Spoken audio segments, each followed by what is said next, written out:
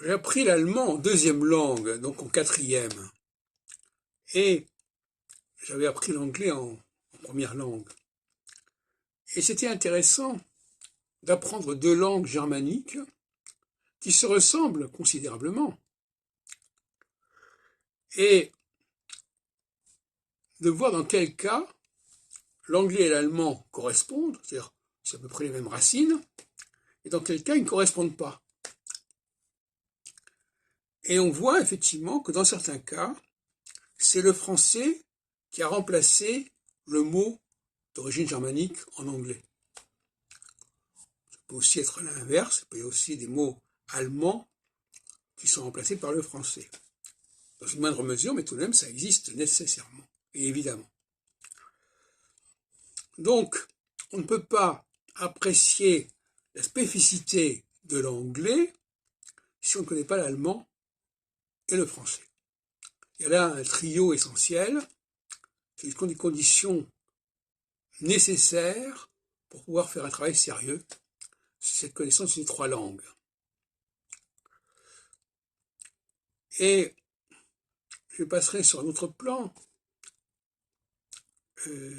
Dans ces langues germaniques, on met généralement l'adjectif devant le nom, comme assez étrange.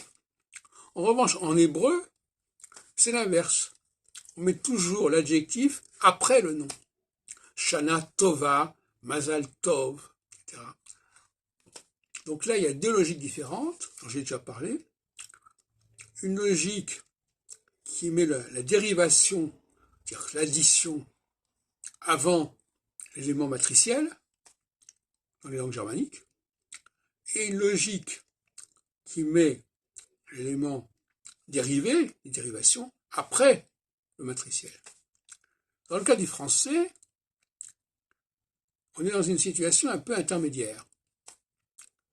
Parce qu'on a des exemples où on met l'adjectif devant, quand on dit bonjour par exemple, bon appétit, bon voyage, l'adjectif est devant. En revanche, on va dire, dans bien des cas, on va dire que l'adjectif se met après le nom.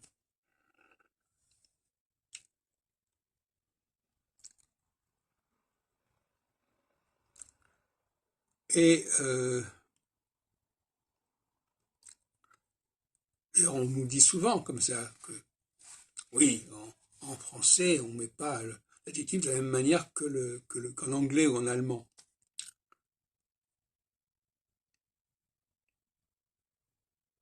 Par exemple, si je dis c'est un livre important, je ne vais pas dire c'est un important livre, voyez-vous.